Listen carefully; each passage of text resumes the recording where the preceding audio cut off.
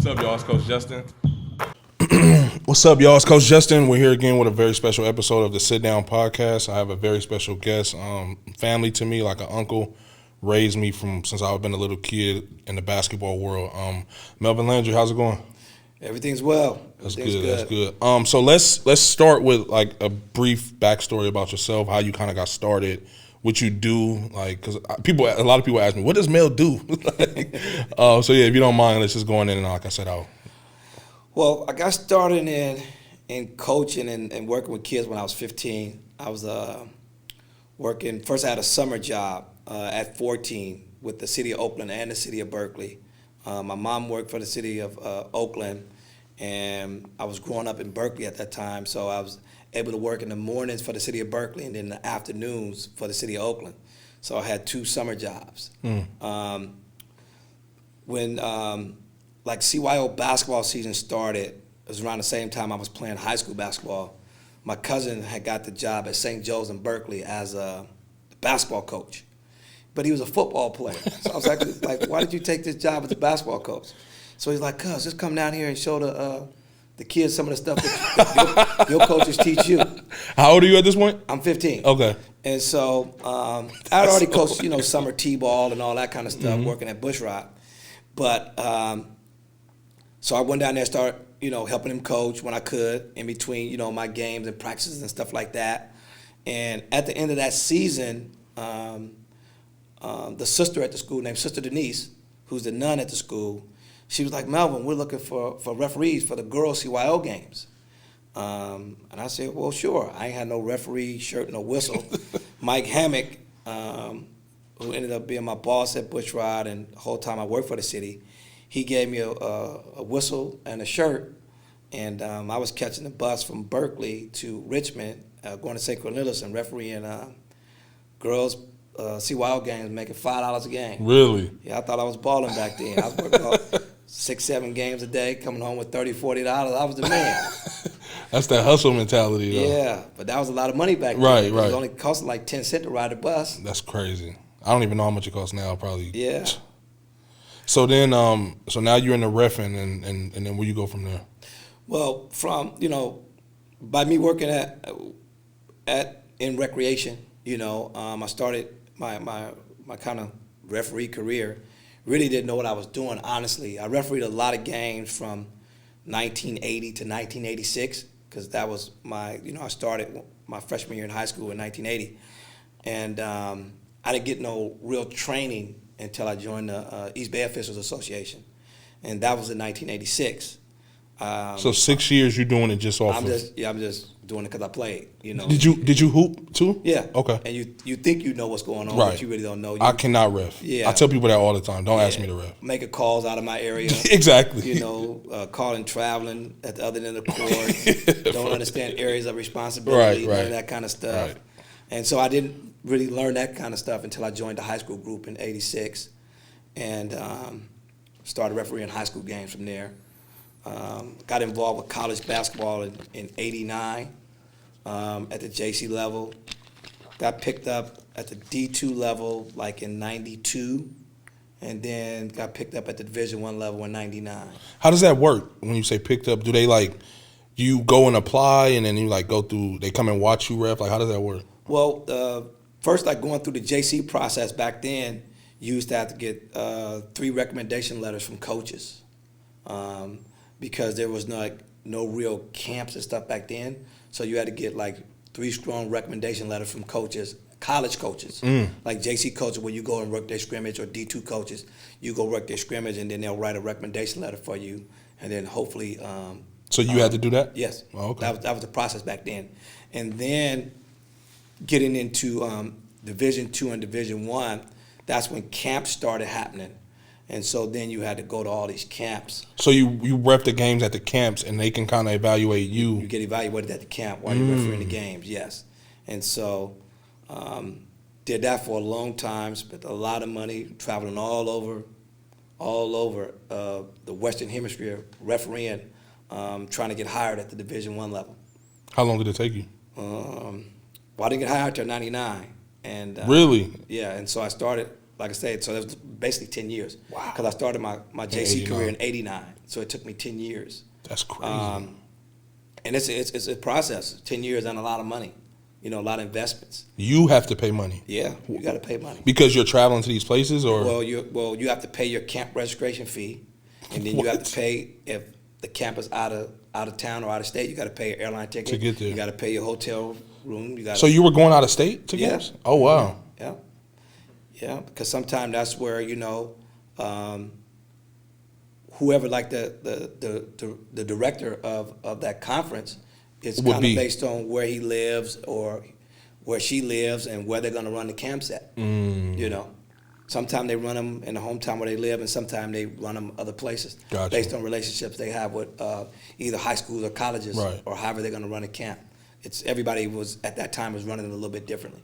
And so when did you so in 99 now you're what's going on like in between that 10 years? Like you just reffing at all?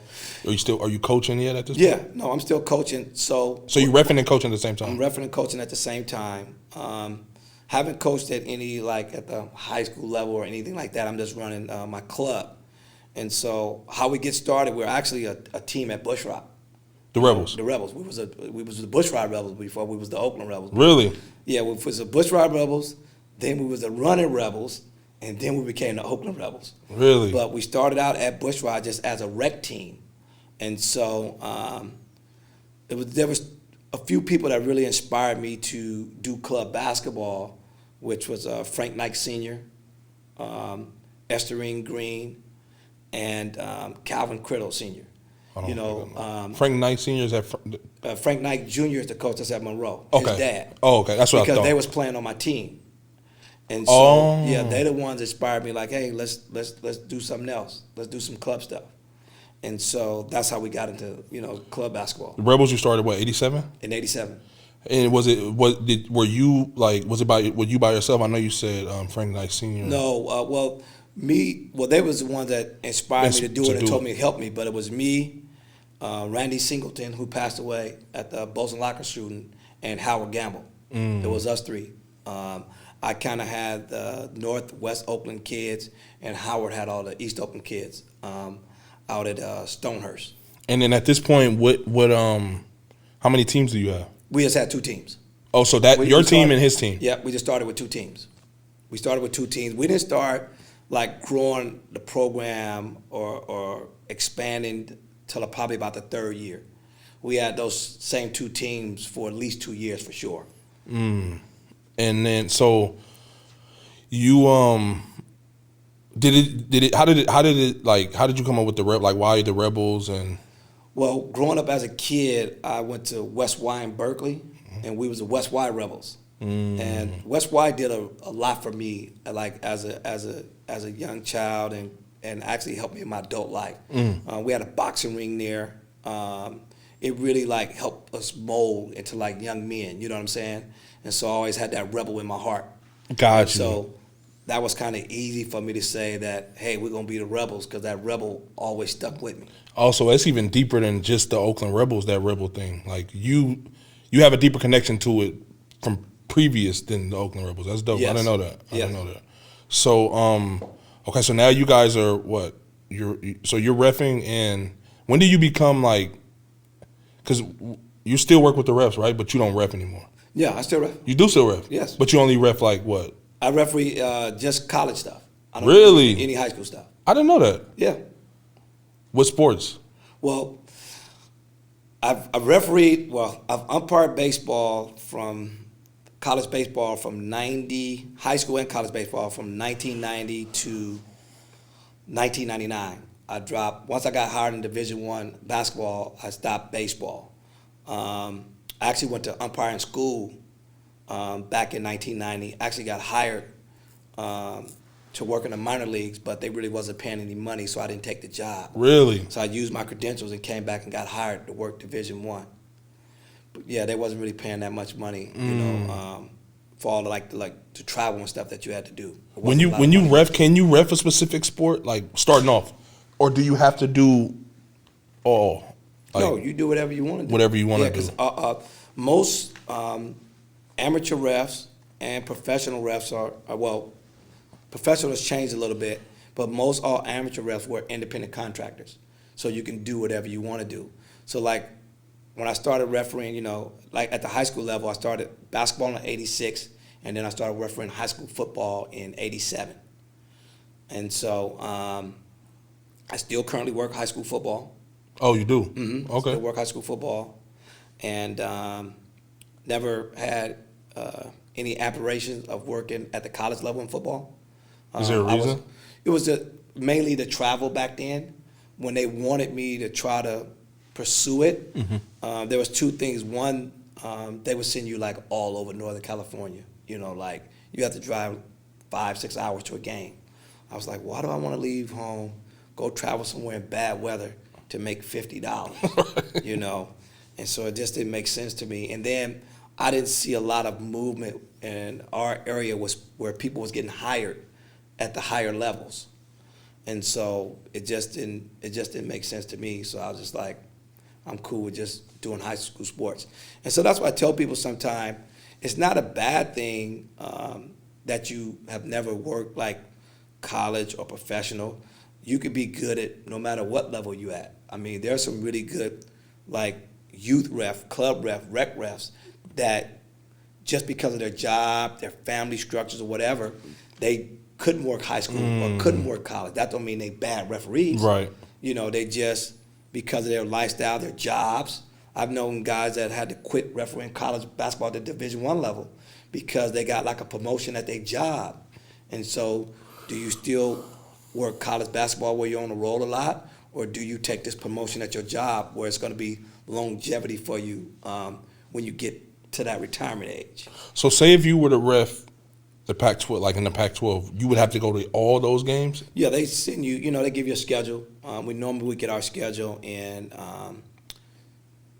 October, around the first week of October, because games will start in November. And what if you want to say, I can't do this date? Can you do that? No, you already blocked that out. So you block your dates prior to you getting your schedule. Cool. So because you already know what's family stuff, whatever is important to you, work-related stuff, whatever else you got to do, you kind of block those days out. So once they give you your schedule, because you basically told them that you're available. Got you. That makes sense. How was the referee training? Was that super tough? Yeah, when you first coming in, like when I first joined the high school group, it was tough because I had all these bad habits. Meaning?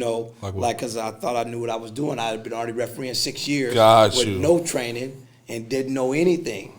So now I go to finally get on the floor training. I'm thinking like, hey, they took me off the course. Said, come on over here, young man. Come on over here. What are you out there doing? I said, I'm refereeing the game. They said, yeah, we might as well take the other referee off the court and let you referee by yourself. Wow. Because you calling calls all over the whole court. Over. There's area of responsibility out here. And so I had to learn those things because that's what I was doing. You had these habits you had to break. That makes sense. Habits I had to break. What do you? So obviously, me being a new coach, coaching at MAC now, how do we do this rule change thing with referees, man? Because as coaches, how do we keep up when there's rule changes how do we keep up with that? Well, the best thing you can do is like kind of what we do at the college level, right? So when we go in every year with rule changes, when we go into work a scrimmage, at any of the Bay Area schools, Cal, Stanford, USF, St. Mary's, wherever we go, San Jose State, wherever we go to ref a scrimmage, when we go to ref the scrimmage the first time, before the scrimmage starts, we go over all the new rules with the coaches and the players. They ask questions, we do demonstrations, we do all that kind of stuff. That's not that big at the high school level, but it is big at the college level. So anytime, whether we go into even a JC scrimmage, that first, because we all work in scrimmages to get ourselves tuned up. Right. Tuned warmed up for the game. That makes sense. Warmed up for the game. And so we're working as many scrimmages as we can to get tuned up, get ready for the game. And so we do go over those points of emphasis, things that we're looking for. We cover, everything that's covered in the NC2A video. We cover that stuff with the players and the coaches. Even though the coaches have already seen the video, they want us to go over this stuff with their players. Gotcha. And so, as when we start the season, they understand Everybody's on the same somewhat page. what we're going to be calling.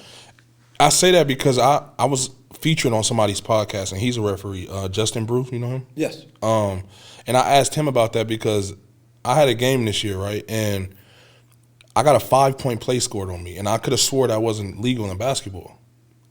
Is it? Yeah, you can have a 5-point play. So, okay, so this is what happened. I don't mean to even talk about this right now, but I got to get to the bottom of this. So they set a down screen. Mm-hmm. This foul happens at the down screen. Okay. The guy comes off the down screens, hits a 3. They call the foul away from the ball, and they're in the bonus, so they get the 3 points and 2 free throws. Is that legal? A high school rule. It should be one shot, right? A high school rule. I don't know. Okay. Okay. All right. But what you want to determine is if he was in. Well, there's two things. One, was he in the act of shooting? Where was the ball? Mm-hmm. And what at the same time, what happened with that foul? Right. You know what I'm saying? And so most of the time you're gonna avoid a play like that. And the reason I say not avoid it, because you're either gonna call it before or you're gonna call it Too late. or too late. The right? shot. You mean the shot, yeah, right? Yeah. So you're gonna kill that play when they blow that screen up. And hopefully That's ball, what I thought. And hopefully though, then again it's based on where that ball is. So at the college level, we wouldn't have a 5-point play on that. It'll be one shot. It would be no shots on a play like that. Depending on It depends on what, you have to see it on film, I have obviously. to see the play, right. And so the high school rules are different than the college rules, and so we wouldn't have a play like that. I lost my based on- mind. Yeah, well, I lost my mind. And he told me, I said, but did you go back and look at the rule? no, I don't even know where to look at the rule, to be honest with you. Okay, so normally coaches when they feel they get burned on a rule, then they really go and find that rule. Where can I go to find this rule? This is bothering me still. Okay, so This is against Tech. I'll get that information. A 1-point game. I'll get the information. And for they you got a tell you where 5-point play. Where you Yeah, can find it at. please. But normally that's what happens when you get burned by a rule, or you think you got burned by a rule. Then you go find the rule and figure out was you right or wrong. And to be honest, it's not really that big of a deal to me because obviously I can't go back and change it. But I want to know going forward. You want to know going because I had another situation which is crazy against Tech. There's a lot, and this is on film. There's a lob play, and the referee under the rim didn't call it, the foul. Somebody from up top, and I didn't realize at the time that's not his call. The guy underneath the basket is not his call. That's not his call because he's not looking up top. He's not looking up top. So I went off on him. Right. Gave me a T and everything. because he's closer to the play. But me being me, I apologized to him after the game once because I'm cool. A lot of the refs I know from when I played. Mm-hmm. So when he came and explained to me like that's really not his call, I apologized to the man, and I'm fine with being wrong. But again, I didn't know. Again, when you say like area of opportunity, responsibility, Every responsibility. Yeah. And what we call it at the Division I level, because there's 3 of us out there, who has the best open look and who's got a closed look. Even though you're close to the play, you could have a closed look on it. What does a closed look mean? Like Closed look, that means you're stacked on a play. That means you're looking at somebody's back. so you and really not looking can't see through. what's going on. You're not looking through the play. And so you could be right in front of the play and have a closed look on it, but somebody, see, if I'm behind this play here, I got a closed look. But if I'm looking straight through it, You can see I'm the everything. one but That I makes can be sense. the most furthest away from the play. But you can make the call. I can make that call because I got the best look. I got the best angle on the play.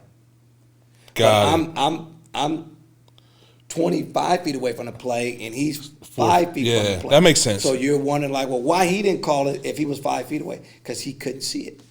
That makes sense. Because he's what we call stacked on that play. I've seen you ref before. Do you feel like you coaches be on you? I never seen people like yell at you and scream at you as a ref. Does that happen? Yeah, they happen all the time. What do you mean? But it's all. I mean, the best. Let me just say this: the best referees sometimes are not the best play callers; they're the best communicators. What you mean? Well, there's coaches, You explaining to me why you made that call? There's a coaches that some referees can make almost any call and they don't say anything to them just because they communicate well with the players and they communicate well with the coach. Then there's other referees that get plays right and the coach is all over them. All over them. Because sometimes that official is just quiet, doesn't really say much, so they just feel that they can just say whatever they want. Which to say one to are that you? person. I'm kind of in that gray area. I communicate with the coaches when I need to. I ignore them when I have to. I think my play calling is pretty good. What's funny to me sometimes, like, humanly, we know when we miss or kick a call. The coach doesn't say anything. But when we get one, we know we got right. Here he comes. So it's like, are you serious? You didn't say nothing to me about the one I was 50-50 on Right. like 3 plays ago. That's but crazy. Now this one I know I got right. Here you come. I feel like I'm always conflicted because I'm naturally just a talker when I'm coaching or playing. So I'm always talking to the ref, but it's never in a disrespectful way. Like, I'm more so like, I want to talk to you throughout the game constantly. You know what I mean? So we're on the same page. So when I do come to you, you're not thinking I'm coming as disrespect. Some refs don't like that. No. Like, I have refs tell me, like, Coach, you need to be quiet. I'm like, man, I'm not riding you. Like, I'm just, like, if somebody goes to the hole, I'm screaming, and one. Like, I'm not saying you missed a call. I'm begging for a call. So but some refs, like, you need to sit down. I'm like, bro, you need to relax. Like, So at our level, we call those the begging and whining coaches. really? Yes. And that drives us crazy. Really? Yeah, because you're begging for every play, every Yeah, call. that's me. Yeah, so you got to tone it down. Because But that's me, though. I know, but what happens is, at some point, you're breaking the referee's concentration. So then once he feels that you're breaking his concentration, he may really miss the call. Or if you're the coach that's always crying for traveling or always crying for and one, if they start calling a lot of that for you, how does that look? So they're going to pass on a few of them that really might happen just because they don't want it to look like they call protect that their credibility. Yeah, that makes sense. I never thought of it like that. It's easy to, like, the easiest way for me, because I'm coaching and refereeing, right? Right. So what I call myself doing is work the refs quietly sometime. I never talk to them much at all. I will suddenly say something like, hey man, watch 23, man, he's chucking my cutter through the lane. Yeah. And I could go back and sit down and don't say nothing else. I need to try and all I'm that. doing is just planting a seed in his head. You know what I mean? As opposed to me complaining, hey, he's chucking the cutter. He's doing this, he's doing that.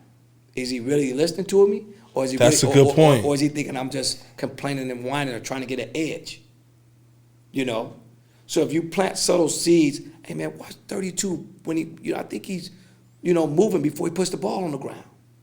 And now that just plants a seed for him to just take a look. And now you're not showing them up in front of the gym. Yeah, and you just plant the seed for him to take a look. I gotta do that. I gotta start working on that. But if you're constantly begging for things the whole game, you're probably not going to get none of it.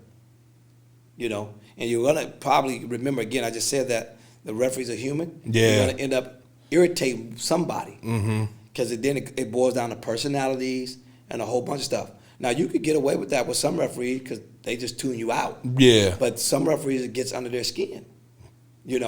And yeah, that makes sense because a lot of the refs, like I said, they knew me as a player, and I was kind of the same way. Not crying for calls, but just I always communicated with them. I was the one. I was usually the captain, so I was always the one calming my players down and stuff like that. So that I gotta start making a conscious effort to try to take a different approach. You just want to plant seed and then leave it alone. Mm-hmm. Even if you think they did something wrong, you just want to plant your seed and let it go. And the good thing is it'll go a long way.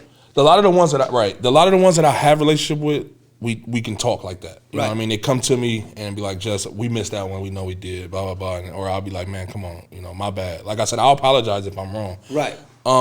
Let's go back to the Rebels a little bit. When did you say that you guys started to make it? Because how many teams do you even have now? Do you know? We have 14 teams. 14? We average anywhere between 12 to 14 teams every season.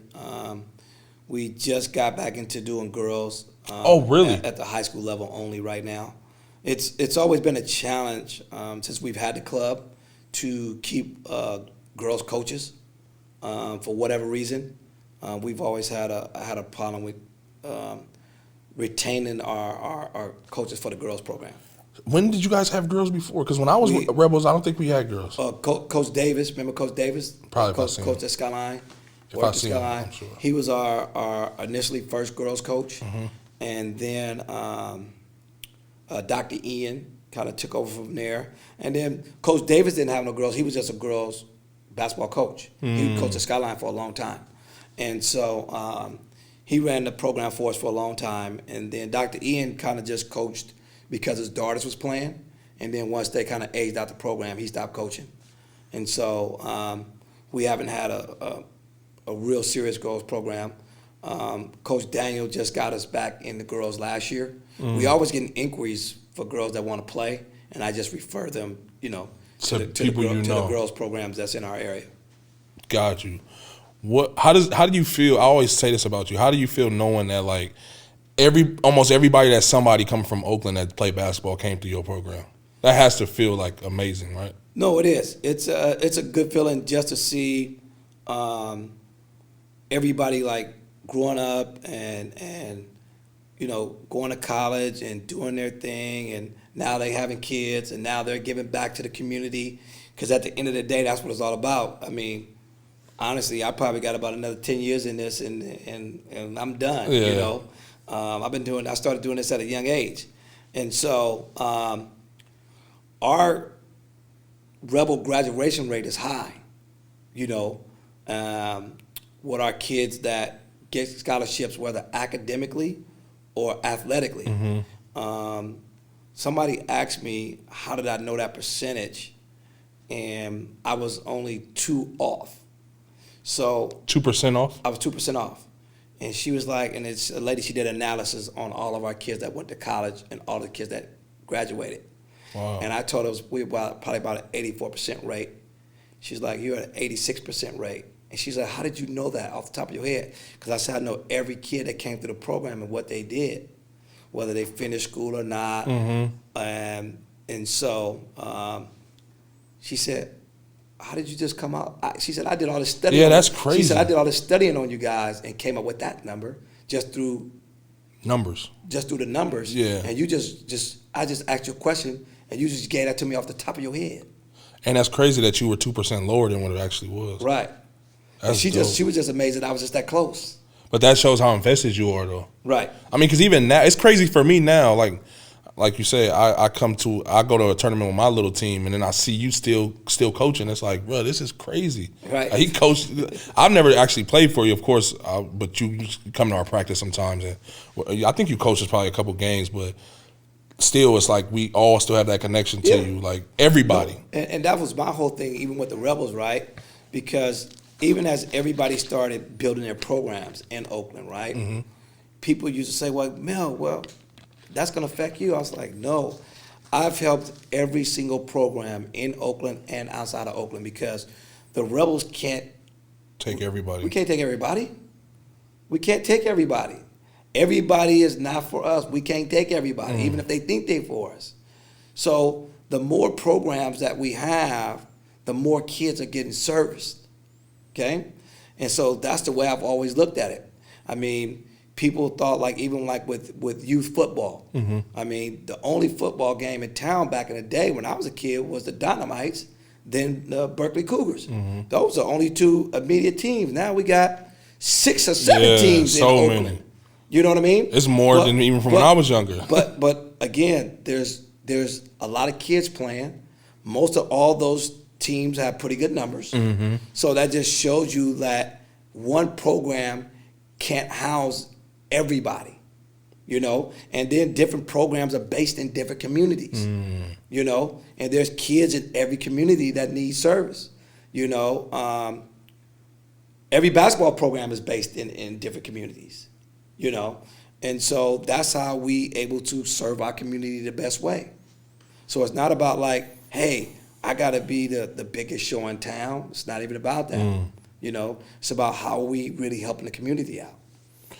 I've been telling people this. I got back into coaching for that reason. Like I want to be a part of bringing the Bay Area basketball back to how it was. And I feel like the kids like the little kids we were just talking about, and some of the younger kids I have, they give me that feel of when we were little kids. Because if you think about it, when I played for the Rebels and or the Bulldogs, and we would be playing against each other, we would have the tournaments. We used to sell those gyms out pretty much, right? As 5th and 6th graders and stuff. You know what I mean? The parents be going at it like that shit was serious. And then the thing about it, here's the real thing about it, right? This is what I look at. I look at the kids that started like back in '87, from when you guys came along and Mel and them, and I look at how everybody, no matter who people play for, just through youth sports, just the friendships, the bonds, the connections that everybody have. I mean, you got kids. I mean, my kids got kids. Everybody got kids. Their kids are interacting. Yeah, it's crazy, it's right? It's starting a whole nother cycle. It's so crazy. No, it really is. Yeah, and that's dope. And all this come through sports. Yeah,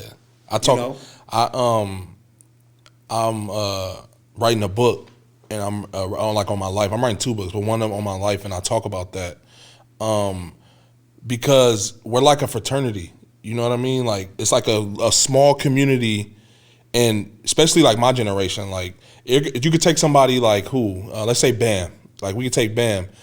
Me and Bam were never super, super close, but no matter where I see him or what he's doing, I'm always going to support and show love. You know what I mean? Yeah. And like you say, no matter who, me and Bam never played on the same team. We always played against each other. You know what I mean? Right. But Dev, same, all, like a group of us, like, and no matter, even now, like now that we're all adults, some of them still play, obviously, some of us don't, we do other things. But when it comes down to it, like Juan and Kiwi and them put on the protest of the day. And I went, you know, a lot of, and again, everybody's out to support them. Right. You know what I mean? Right. And yeah, it's just crazy. Like my private open gyms that I've been doing, that I started once I, got the MAC job, which I invite all the pro and college people and let them just go at it, because we don't have that right now. Right. Because if they want to hoop, they got to go to 24. Now I'm hooping with somebody who work at the post office, and I'm a pro. I might roll an ankle. It's not worth it. You know what I mean? So my thing was, okay, let me do my part, and I feel like in the Bay Area we could have something like how LA has the LA Unified thing where it's like a big family. I think we have that, but we just not really acting on it. And I think now we all are trying to, and we all talk about it all the time, like we're in group chats and we're all trying to come together and help the youth, because if we can get hoop in the Bay Area back to how it was, I think we can play with anybody. Yeah, I don't know if it'll get back to how it was. Really? Yeah. Why do you feel like that? The reason I say that, because the parent involvement. Because like when you guys played, when my other kids played, you guys parents let us coach. Okay? When did you know a Bulldog or a Rebel kid to say, hey, I'm finna go play with somebody else? Right. You already knew every year you was coming back to play with the Bulldogs. Exactly. Rebel kids knew they was coming back to play with the Rebels. Right. You know what I'm saying? Yeah. But now, I mean, you could take a 9-year-old and look at him in 3 years, he'd be on 5 different teams. That didn't used to happen back in the day. Mm-hmm. There was no question about who you was going to play for year in and year out. Exactly. You knew you was going to be a Bulldog. Right. You know what I mean? Right. There was no question about kids that played with programs, because the parents was more hands-off. Mm-hmm. They let the coaches coach, let the coaches administrate. Yeah, because that's crazy you say that, because now I'm like I said, I coach little kids and the parents sit in practice. Our parents never sat in our practices. Right. Like ever. No, sit in the practice. They want to talk to you after the exactly. practice. Hey, you know what I mean? Why was y'all doing that? What's going on exactly. Here? And then like you said, it really was, man, that's crazy that you say that. That makes sense. Because I used to think that like my mom didn't used to watch my practice. No, she go to make her errands and do what she she dropped me off and come back and get me. Yeah, she wasn't finna sit there. That's crazy. The parents sit in practice now because they want to tell the coach what the coach did wrong. What the coach did. Coach, what you doing? Right. Why did you do that? Right. Right. So you still work with the referees? Are you still like? Because I know you used to do like reffing camps and stuff, didn't you? Do you still do those? I stopped my refereeing camps 4 years ago. My refereeing camps 4 years ago. Just because basketball has gotten so big, right? And there's so much money involved in basketball. I just think that the up-and-coming officials, they want to work the big games, but they don't want to do what it takes to work the big games. And so I was struggling getting people to come to my camps. Really? Which I never had that problem before. I used to have to turn people away. Right. I was struggling to get people to come to the camp, and I was just like, this is not for me. Right. This is for you. Yeah. Just like I had to do it when I was coming up. Right. And so I just said, hey, I can drop the camp business. But then what's ironic and funny is people always come up to me asking me, how do I move up? Yeah. Well, if you want to move up, these are things that you have to do to move up. But do you rather show up to my weekend camp and make no money, or would you rather go work AAU games or club games or do whatever and make money? And just learn. So people just, as I go. they weigh it out. Like I'd rather go make $400 or $500 on the weekend than to go to Melvin's camp or anybody's camp to be trained. It ain't even got to be my camp. Whether go to anybody's camp to be, to get training. And so that's why I kind of got out of the camp business. And then when I started the camp, people encouraged me to start the camp. I started the camp in '92. And I was encouraged by a lot of people to start it because I was always helping people. So they was like, "Well, you need to start your own camp. You need to run your own camp. You always trying to help everybody." Right. And then I'm bringing information to the high school level and the youth level, what I was learning at the college level. Going to the college camps and being around the college officials. Gotcha. So I was bringing that information back. And so it wasn't something that I said I was going to just do, again, like with the Rebels. It wasn't something I said I was going to do. It kind of grew into that. Other people, encouraged me to do it because I was always helping people. That's dope. That's super dope. How was this? Because the way you guys used to have everybody at your house, how was that? Did that get on your nerves ever? No. Because I feel like it was times I would be at your house for damn near 3 weeks straight. I grew up like that. My house, most of me and all my cousins, and not saying we couldn't live with our own parents, right? But we all lived at our grandparents' house. And so with that, my grandmother and my grandfather had this open door policy. We just never keep our doors locked. So kids in the community, whether they was my age or my auntie's age or whatever, people always knew that was the house they could come to. If they needed something to eat, if they needed to take a shower. Super dope, man. And so that's how I was raised. So that's why you think that plays a part in 10 or 12 of you guys at the house? That's normal. That's normal. Do you feel like that plays a part in you doing so much for the community and stuff because you kind of saw that with your grandparents? Oh, no. Yes, for sure. And I've always been a believer of, it's not if you give more, things will come back to you. 100%. You know what I mean? And so I'm just if I can do it, I do it. And if I can't, I'll be honest and tell somebody I can't do it. But I've just been open like that. And especially when it comes to kids. You don't even understand. When I worked at Bushrod, there was many days that we was locking up the facility at 8, 9 o'clock at night, and there's 3, 4, 5 kids there under 10 that ain't even went home yet. And the reason they ain't went home because home is bad. So they rather just sit in the gym. They rather be at the gym playing. So we have to drop them off. First we got to go feed them, then That's drop them off because crazy. they ain't nothing to eat at home. I've finally got a piece of that. I was coaching Mac. Yeah, so there ain't nothing to eat at home. So if you got a kid that's anywhere between 6 and 10 at your gym, when you close at 9, there's something wrong. Ain't nobody even looking for them. Right. Yeah, that's crazy. But when they came to the park, Leslie used to get all their homework and everything. So all the homework and all that kind of stuff was done, but nobody even came looking for them because they knew where they was at. Right. Right. And nobody came looking for them and hope we brought them home. Right. For real. And probably if we did bring them home, they probably wouldn't have called us. Right. That's crazy. That's crazy when you think about it, though. Yeah. So you said you got 10 more years left. You think? Yeah, I got about a good 10 years in me. That's it. I don't believe you, man. Nah, I'm gonna be around, but I'm slowing down a little bit right now. You are slowly. Just a little bit, yeah. Because sometimes I get crazy, want to coach 2 or 3 teams. It's a lot of work. I'm coaching my little one team right now. That's it. Are you gonna stay with them all the way up? Yeah. I don't coach at the high school level, so I just always take the kids up to the 8th grade level. So you stay with one team, and I stay with one once team. they get 8th graders, you pass them. And then I pass them on. Yeah. And so that just kind of been my deal. What I do. I just try to. The reason I haven't coached at the high school level because it gets me involved with high school stuff. It gets me involved with now recruiting, politics, and then I'm refereeing and all that kind of stuff.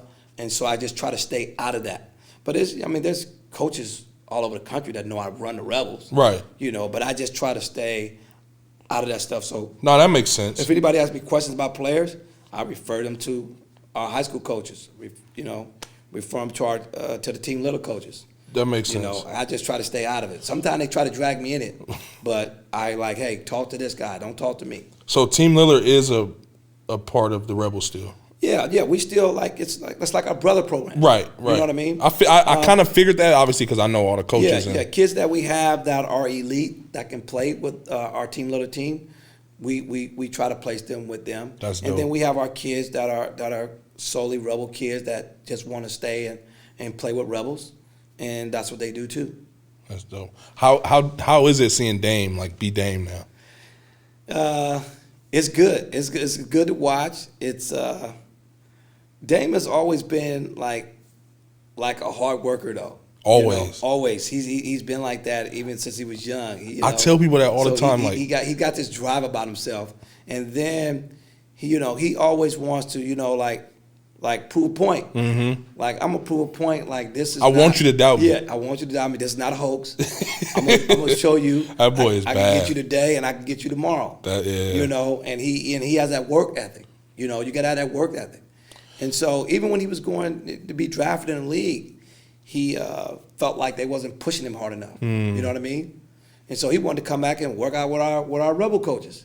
Because he felt like they pushed him, Coach Rame and Coach Field. Rame is a beast, man. Like they really pushed him, Man, Rame had me, right before I went to New Mexico State, Coach Menzies was my coach there. Him and Rame were tight. He made me go work out with Rame. Rame had me doing defensive slides with bricks in my head. Right. I was like, bro, what? Yeah. Rame is high level, though. I remember then me and Will started going there together and working out with him, T, and all of them. No, we had appreciation from Raymond last year. Really? And everybody was there. We had the bricks there. Oh, damn, I wish. Really? And we had the bricks there. That's hilarious. Damn, I wish I could have been at that, man. You couldn't. If you have never carried those bricks before, you couldn't sign one. Oh, that's greatness. All those new kids, they had to hold them bricks before they could sign one. Wow. They ain't know nothing about the bricks. Oh, he don't use the bricks no more? Well, they ain't know nothing about West Campus. Yeah. Is he still there? We lost West Campus. Really? The school took it over. And so all that stuff that Raymond, all that extra training, everything he was doing at West Campus with the bricks and everything else. So, he just wasn't able to do that kind of stuff because he didn't have no home. Yeah, where he could leave the stuff. Yeah. Where he could leave the stuff and everything. No, that makes sense. But yeah, so no. Them kids thought they was going to sign the brick. Coach Ray said, no. You ain't told it none of these bricks. That's hilarious. Now, if you want to sign one, you can hold one right now, and then you can sign it. That's hilarious. Yeah, Raymond's a beast with that training, man. Did you have any other players that make to the NBA? No. No, Dame was the only one? Yeah. But several players that play overseas. Yeah, pro. Yeah. Right. And players that play other sports, football and baseball. But Dame was the only one to make it to the NBA. That's a damn good only one to have. Yeah. You know what I mean? Especially because, I love Dame so much just because he's never changed who he was. You know what I mean? No, he's really. And I've seen Dame, when I was living in LA, I ran into him, and it's always been nothing but love. And whenever I'm explaining the way he is to people, I'm always same thing. Right. Dame, if you give Dame any type of motivation to kick your ass, he's gonna kick your ass. He's gonna kick it. Right. He lives for that. Right. You know what I mean? He does. I be telling people on Twitter man, y'all better leave this dude alone. You talk crazy to him, he gonna give your team 50. And that's how Dame actually ended up at Weber State, because Randy Ray, the coach at Weber, was the first Division I coach to really like Dame. Mm-hmm. Told Dame, you can play for me right now. You know what I'm saying? And that stuck with Dame. Dame had other offers to go other places, because he really, before he signed, he really got hot. He was a late bloomer. Yeah, he got hot. And so, but he always remembered, that before everybody else thought he was good, this coach did. that coach thought he was good. I remember one time. And then his story is special because everybody think you can't make it to the league from a mid-major. You know what I mean? I mean, the Big Sky is one of the lowest conferences on the West Coast. Mm-hmm. Them in the Big West. Mm-hmm. And so Stuckey came out of there. Yeah, he went to Eastern Washington. Yep.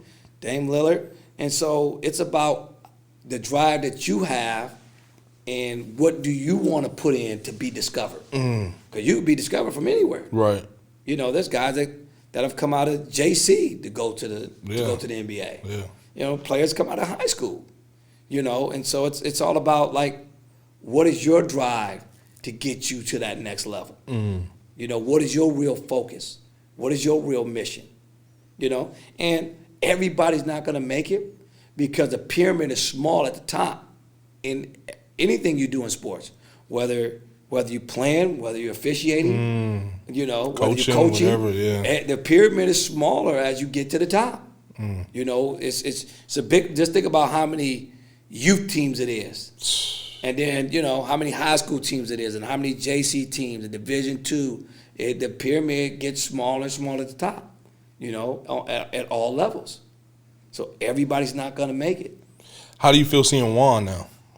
Great. That's amazing. Man, I love Juan so much. Since he was, you know, real young kid. I mean, his mom worked with me, the city of Oakland. Oh, really? Yeah. Got you. And so, watch Juan grow, watch Juan develop. Remember how short he used to be? Yeah, but he's like that's crazy. And wiry. He was always kind of wiry. Yeah, exactly. He was always kind of wiry though, you know. Yeah, I love mean, Juan. all it takes is that what people don't understand, like it's like being at the right place in the right time and getting that right break. Exactly. You know what I mean? Exactly. Being at the right. And then place obviously right with the Warriors going through their situation, it was like perfect for him. Right. You know what I mean? Yes. And he's doing an amazing job right now. Like with these, when the protest they had the other day, Steph and Clay came out. Right. And they were marching with us, and that was dope. You know what I mean? And him being like, people don't understand when you come from Oakland, like we have this pride about the city of Oakland. Right. You know what I mean? And it's like we live for Oakland, and we take so. Like I remember being in college, like, no, I'm not from California, I'm from Oakland. Right. No. You know what I mean? I'm not from that. the Bay, I'm from Oakland. Yeah, it's a difference. Because when you travel out of state, whenever anybody associates you from California, they think you're from LA. Yep. That's what they think. So you 100%. got to say you're from Oakland. You know what I mean? Because if you say you're from California, they automatically think you're from LA. And they think Hollywood, phony, and yeah. No, they think it's down the street. Right, yeah, exactly. They think like we drive an hour or two. They don't understand it's two different worlds. LA to the Bay. They think it's like, they have like no clue. Yeah, that's crazy. Like no, it take you 7-8 hours to get there. Have you ever wanted to coach at the college level? No. That never was a dream of yours? Never wanted to coach at the high school level. Never wanted to coach at the college level. I know why the high school level. Why not the college level? Too unstable? I was always, you know, happy with my refereeing at that level. Got it. I think I probably could have gotten a job at the college level, honestly. But that would have been something that I really want to do. You know what I mean? I'm okay with doing stuff I like doing stuff I love doing. And it's not even like about the money. You know, I've turned down a lot of different things that probably could have made me a lot of money, but it wasn't something that I thought I really wanted to do. And it was all around sports, but I don't know if I would, you know, if that's what I really wanted to do. Right, that makes sense. What do you think you're like? Because I think you're a really good coach. Where do you think that came from? Like, did you learn from somebody specific? Did you like study it? Well, I mean, I think it's more so a lot of trial and error, and then you're looking at what other coaches are doing. You're looking at what teams are doing. We study a lot of film, and so my coaching technique is still a little old school. I haven't gotten into all this new stuff that all you guys are teaching these kids. I'm still old school. I'm still, you know, Gary Payton, JC Kidd. Right. Go right, go left. Right. You ain't got to do nothing fancy. Right. Hey, the object of the game is to put the ball in the basket. Yeah. All that fancy stuff and don't mean nothing to me. I'm still old school. Go right, go left. You want to do all that trick stuff? You turn my ball over, we had a problem. Yeah. You know, because those guys just kept it basic for the most part, and then look at their careers. You know, from youth to high school to college to the pros. Yeah. And they kept it basic. They wasn't real flashy. Right. You know, it's about. They say Gary Payton used to back people down all the way up the court. It's about getting the job done. Yeah, that's funny. You know. Yeah, that's funny. What was I about to ask you? And I'm drawing a blank too. Something about that. You said you took from different people. Yeah, I just drew a blank. Well, my coach. So even like when I come into a practice, right? My practice plan is based on what happened in the game. Gotcha. So I work on every component of what we did wrong in the game as a team and individually. That's how my practice is structured. Got you. That's how I structure every practice that week after the game. I don't prepare for teams. Never have. You plan to be better than you were. Yeah. That makes I sense. don't prepare for the other team. Because I noticed when I used to do that, it would screw my players up. Because they was so focused on everything I told them that the other player was going to do. You know what I'm saying? And I barely seldomly go and watch another team play because I don't need to see them. I'm not worried about them. You want to do what we do. Do what we do. We want to do what we do good, and all we want to do is compete. They need to worry about me. I don't need to worry about them. Got you. You know, and coming out of Northern California, we've never had no real size. Right. But we're gonna play it's hard. It's a guard area. We're gonna play hard and we're gonna scrappy. And we're gonna put the ball in the basket. You know, we're gonna play hard and we're gonna put the ball in the basket. You know, and all you can ask, win, lose, or draw. Somebody gonna win and somebody gonna lose. Every time. Is that you leave everything on the floor. You know, and that's it. As long as we do that, I'm good with it. What do you think? You don't have to answer this if you don't want. Who do you think your favorite team was that you've coached? Well, definitely my 87 team. Because it was the first team. Well, they was probably, okay, so if I take that team, out of the 13 kids that we had, 11 of them got Division I scholarships. All those kids graduated from college. Wow. And so... What age were they when you had them, when you started with them? 9. They were 9 years old. Yeah. And you kept them all the way up? Yeah. They finished second in one national and won one national. Really? Because those kids all stayed together. So at this point, you got a machine running. Yeah, we got a machine. We was the only team in the Pacific AAU to win it 9 years in a row. Nobody's ever won it. And we had some challenging games, but we won the Pacific 9 years in a row. What is the Pacific? Is that the qualifier? That's the region that we're in. Yeah, the qualifiers. Nobody's ever won it that many times. Is there some prominent names that are on that team? Oh, on that team? Yeah. I know all those kids. I know you know them, but I'm saying would I know them if you said their name is what I mean. No, just because they're probably, like I said, Frank was on that team. Frank Knight? Frank Knight. Okay. You know, Frank Knight, Calvin Criddle, Fonzo Edwards. His name is Jose Snells, but we call him Lefty. Stevie Walker, Jermaine Wilson, Zerick Payton. I don't know none of these people. Besides Frank Knight, obviously. Yeah, and so, but I mean, Todd. You would say that was your favorite team? Paul Driver. Yeah, I mean, because those.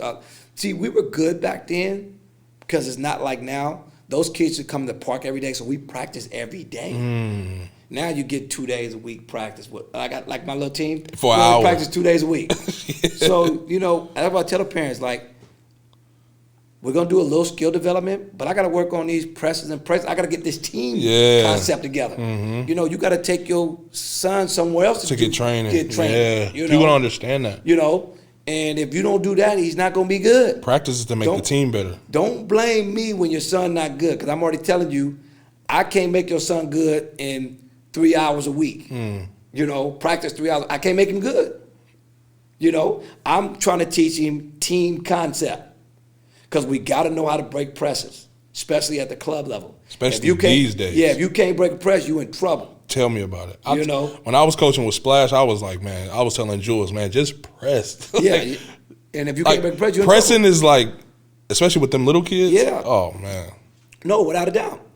And so I tell them, hey, you got to, here's some people you can send them to. You got to pay us a little money. But if you want your kid to get better, you have to take them to get some training. Coach Mel is not going to make your kid good.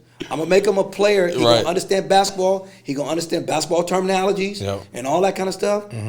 But no, he's not going to be Damian Lillard. No. He's not, because, you know, unless you put the Damian Lillard effort in. Yeah, that's real. You know, and those kids were all good because, like I said, they came to the park every day. We practiced every day. That's why they was good. And then they knew year after year they were going to be on your team. What team they was going to be on. Yeah, that's deep.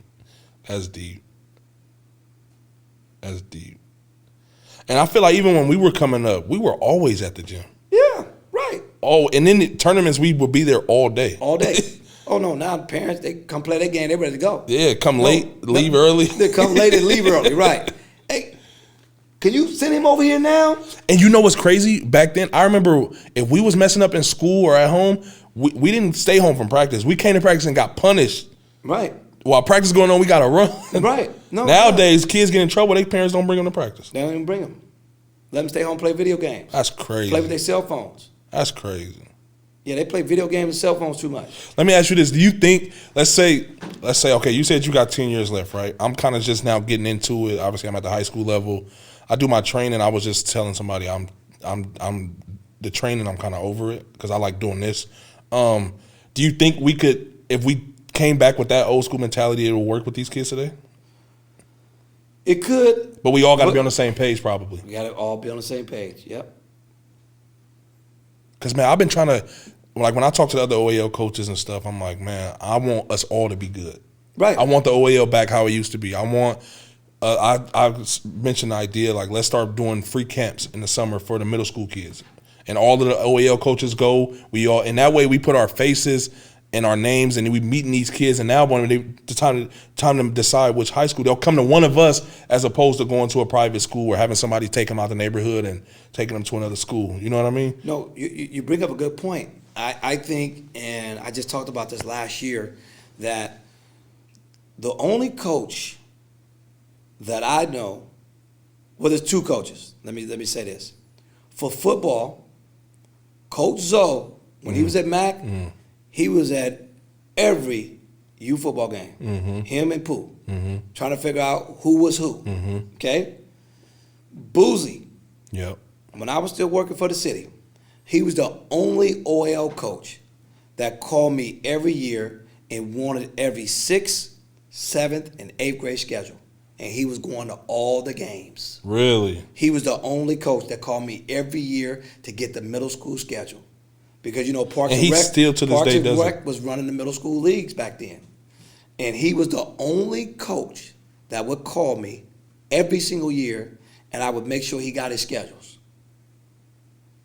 That's crazy. No other coach called and asked about a middle school schedule. And he literally still does that because he'll call me like, man, I just went to go watch this 8th grader over here. He's nice.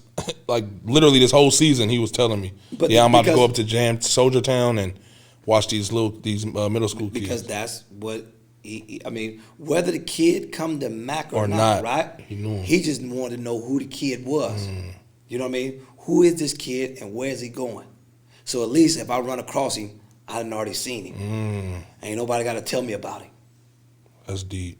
You know? That's super smart. And our OAL coaches have to if they can't get to all the schools, they need to get to the feeder schools that's in their neighborhood that they know kids are going to come from, so that those kids that go to those schools can put a name with a face. You know what I mean? Sometime, and I'll just throw this out there because it's a direct feeder, Edna Brewer and Oakland High, okay? Because that's a direct feeder. Right. It's around the corner. Right there, yeah. Okay? And so does a kid that go to Edna Brewer know Coach Watkins? Right.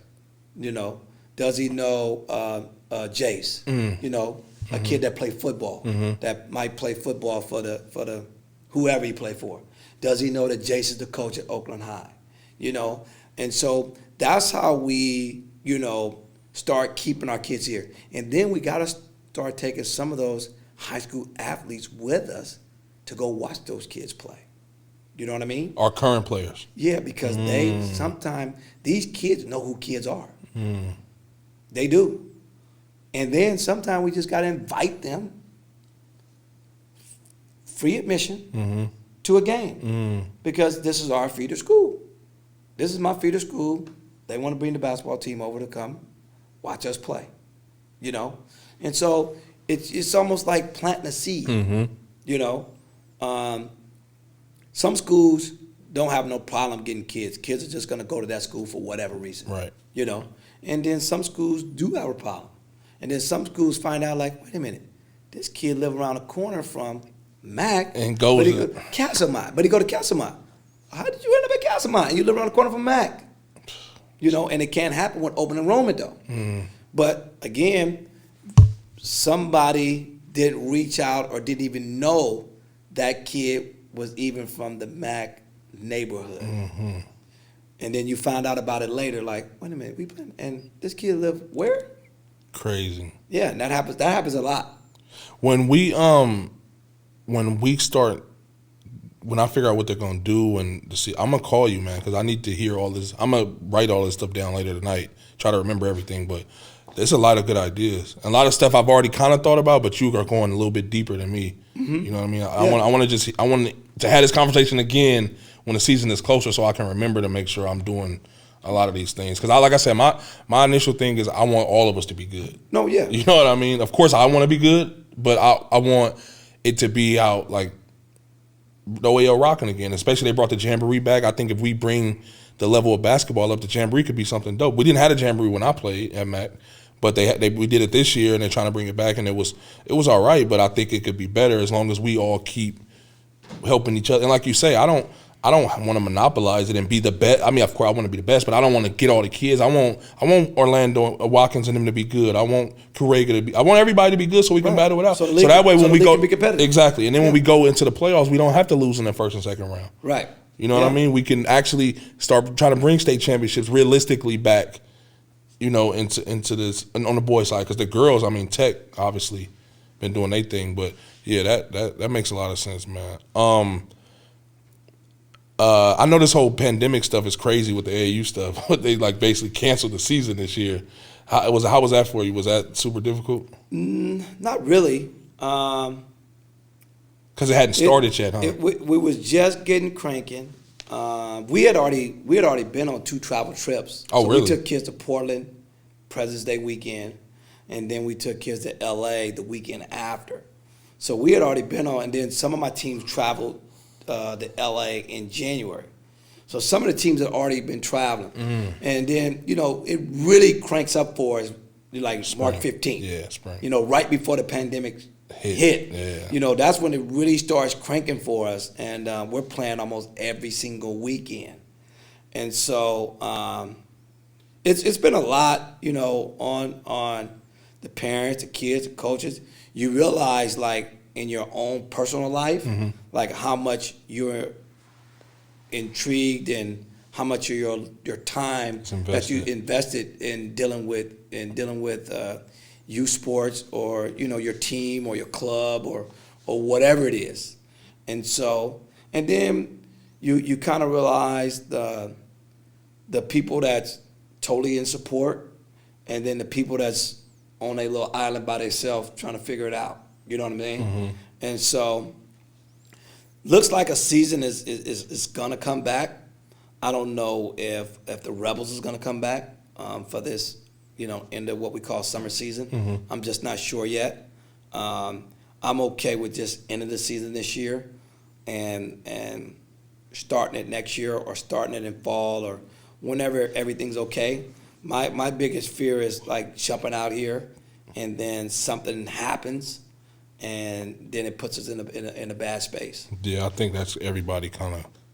But no, it's some people that's ready to rock and roll. I mean, yeah. In certain states, they've already started having tournaments again. Really? Yeah, it's tournaments jumping off in Texas this weekend, Arizona this weekend, Atlanta this weekend. There's tournaments jumping off. I mean, I just saw today that. Oh, go ahead. I'm sorry. No, go. I just saw today that they're supposed to be opening the gyms up next Friday. Yeah, but they're out here at least. Yeah, they're gonna open them up, but then it's gonna be still slow, a challenge to what we do. And then everybody, like in Northern California, we don't have those big mega facilities like they have in Southern California. All of our facilities our private facilities are small, and so it's going to be hard for people to put on events that want to do events, because you're not going to be able to get into school district gyms. You're not going to be able to get into community college gyms, and we just don't have those mega facilities. So that's going to be interesting too. Right. How do you actually get in and run these events that you want to run? Yeah, I had Cal State East Bay's coach up here earlier today. We were talking, and he said their conference, the CC2A, they already said no fall. Yeah, no fall. Yeah. California State colleges, period, said that it's going to be still distance learning, and nobody's going to be on campus. So we don't even know how that's going to. How do we go back to out. normal after this, do you think? Yeah, I don't know. Honestly, high school sports may not start back until November or January, and it's looking more like January. Of coming up? Coming up. Really? For high school sports. So football and everything will possibly start in January. That's the way it's looking right now.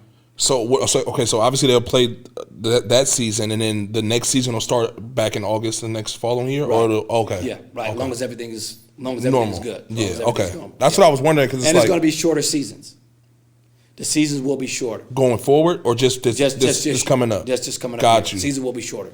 Like basketball, instead of teams playing 26 games before the postseason, you may only play 18 to 20 games before the postseason.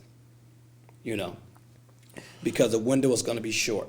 Yeah, I've been trying to finish our schedule.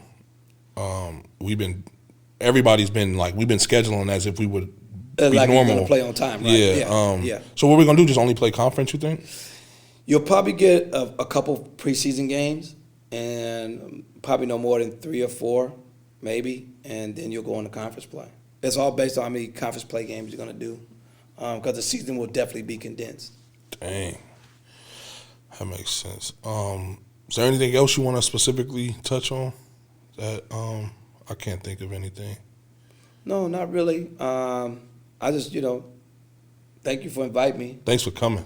Anytime I can try to speak and help out in situations, I'm always down for it.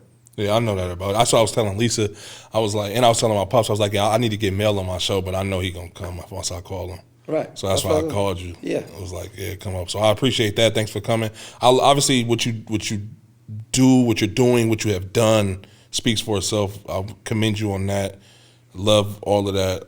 If there's any way I could be of help, whether it's coming to a camp or anything, whatever it is, talking to kids, whatever, I'll do that. Obviously, you know that.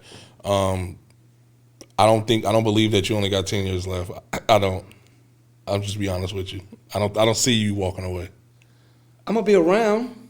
Exactly. That's my point, though. No. I'm not totally walking away. I'm gonna be around, but I don't know if I'm gonna still be coaching and. So the Rebels are still gonna be. Somebody gonna have to take it over. Somebody gonna have to step up and take it over in the next 10 years. Somebody's gonna have to step up and take it over. At this point, is it super hard keeping that? Because me and Lisa actually years ago we were gonna start my own AAU thing, but I moved to LA, and then there was just a lot.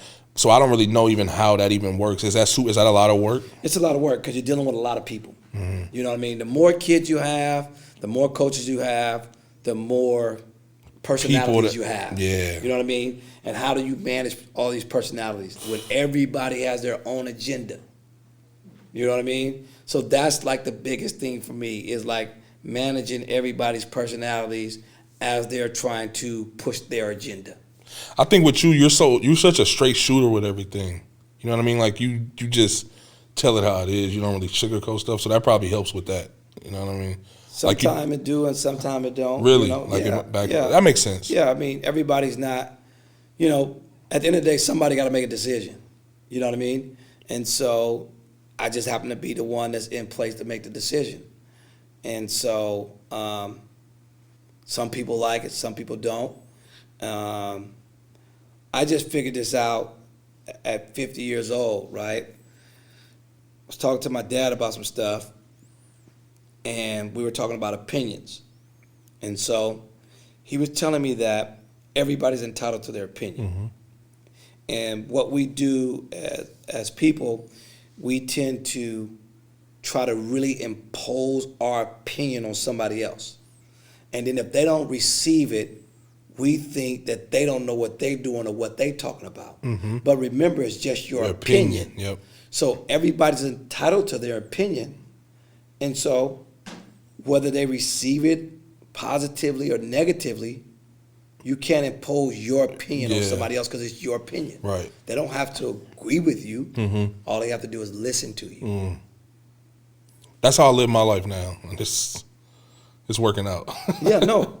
Because that's how we've always done. Like, You mean tell me you're not agreeing with my opinion? Right. Especially me coming from where I come from, and obviously growing up in inner city, and the way I think and process things, it's always felt so different than everybody else. Which is why what I do with this helps me, because I get to hear people talk to me about their story, and I get to go in depth with them, and then it kind of reassures me on stuff that I think about that I don't always say out loud. Right. You know what I mean? And even like I watch a lot before I started doing this. I'm really into podcasts and interviews and stuff, and like I watch them so much, and it could be from somebody I've never even heard of.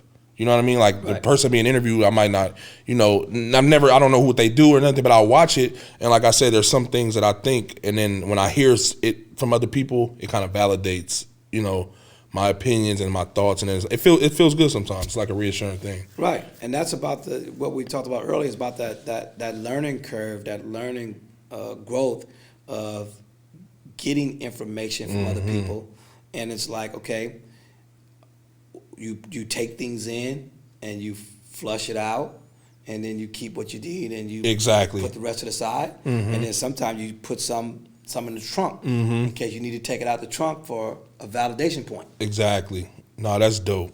That's dope. Man, we got to go sit down and have lunch, man, and I need to pick your brain some more. All right, anytime. For real. I need like off camera. Anytime. All right. Thanks again for coming out, man. I love you. I love what you're doing. Thanks for supporting me, helping me, teaching me throughout, like raising me practically. So, yeah, I appreciate you. All right. All right. Love you too. Yes, sir.